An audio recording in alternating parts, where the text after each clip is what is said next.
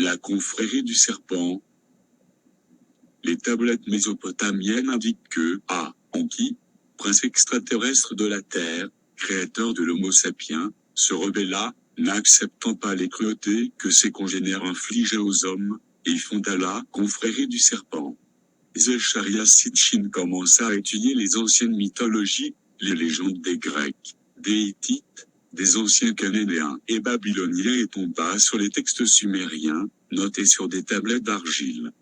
Il les traduisit et en conclut une genèse sur l'Homo sapiens qui est en contradiction complète avec les conceptions des grandes religions du monde.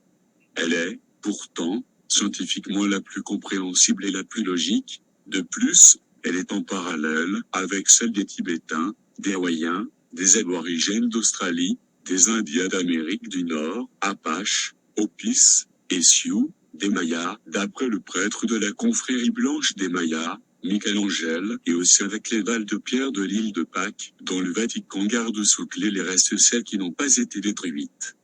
D'après la thèse de Sitchin, les Anunnakiens, des mythes sumériens, ceux qui descendaient du ciel sur la terre, étaient des extraterrestres venant d'une planète encore inconnue de notre système solaire, qui fait le tour du Soleil en 3600 ans. C'est bien entendu la planète Nibiru. Ces Anunnakiens atterrirent pour la première fois sur notre Terre il y a environ 450 000 ans pour sauver leur planète. Ils se mirent à extraire de l'or et d'autres matières premières dont ils avaient besoin et créèrent l'Homo sapiens il y a 300 000 ans environ en faisant des manipulations génétiques sur des femelles d'hominiens. Ils avaient besoin d'aide, car ils ne voulaient plus extraire eux-mêmes ces matières premières. La Mésopotamie fut leur première colonie. Bien que certains spécialistes soient sceptiques face à ces dieux astronautes, le monde scientifique doit de plus en plus reconnaître que ces conclusions sont justes. Surtout depuis que les sondes spatiales américaines voyagées ont photographié Uranus et Neptune et prouvé que la description des Sumériens d'après laquelle les deux planètes étaient jumelles avec une végétation marécageuse bleue, vert était exacte.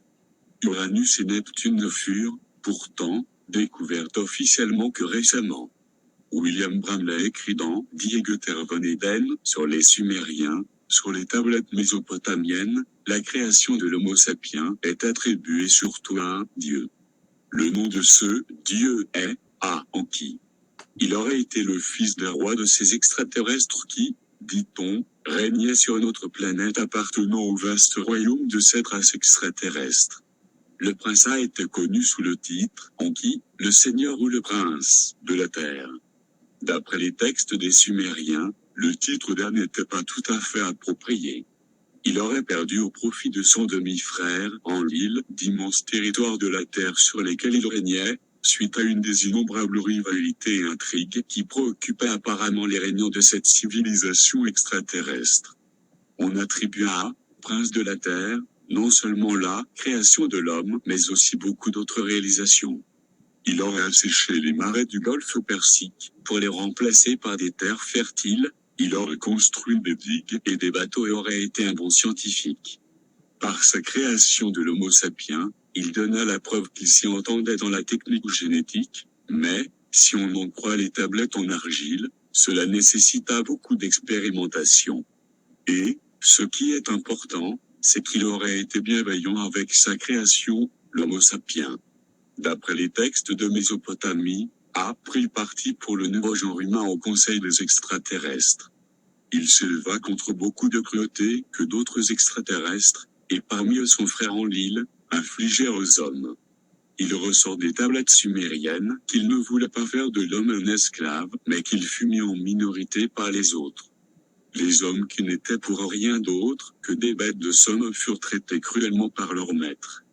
On parle dans les tablettes de famine, maladie et de ce que nous appelons aujourd'hui, la conduite de guerre biologique. Mais comme ce génocide ne faisait pas assez régresser la population humaine, les extraterrestres décidèrent d'exterminer les hommes en provoquant un grand déluge. Beaucoup d'archéologues confirment aujourd'hui qu'il y a eu au Proche-Orient un déluge qui remonte à des millénaires, qu'on retrouve non seulement dans les tablettes sumériennes, mais aussi dans l'épopée de Gilgamès et dans l'Ancien Testament. D'après les textes sumériens, A raconta à un Mésopotamien du nom d'Utnapishtim le plan des autres extraterrestres et il lui apprit à construire un bateau pour qu'il prenne la mer avec sa famille, quelques artisans, un peu d'or, du bétail et des animaux sauvages.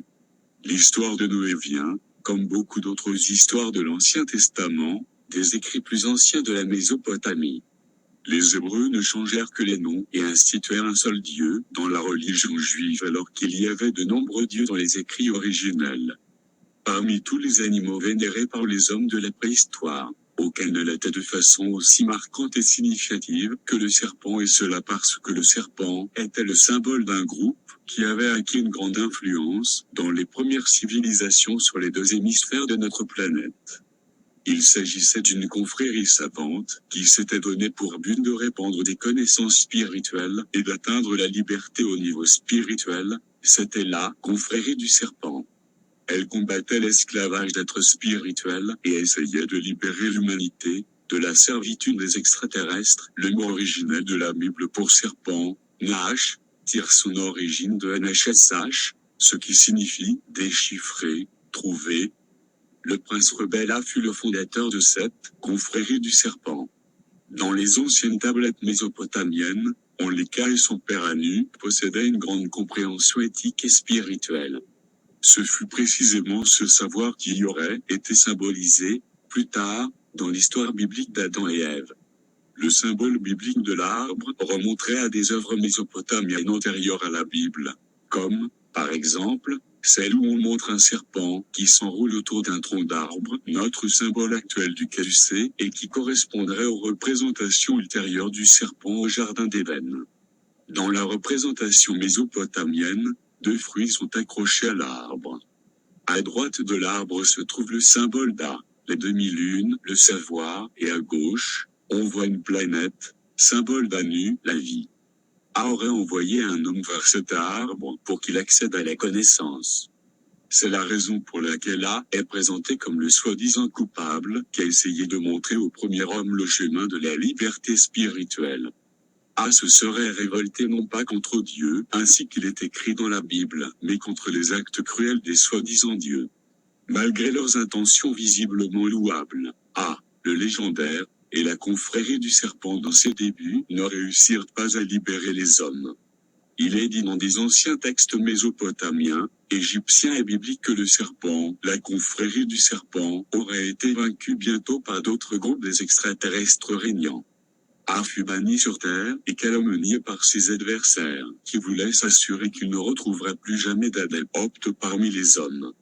De prince de la terre, il passa, prince des ténèbres, et fut affublé aussi de surnoms horribles tels que prince de l'enfer, incarnation du mal, diable.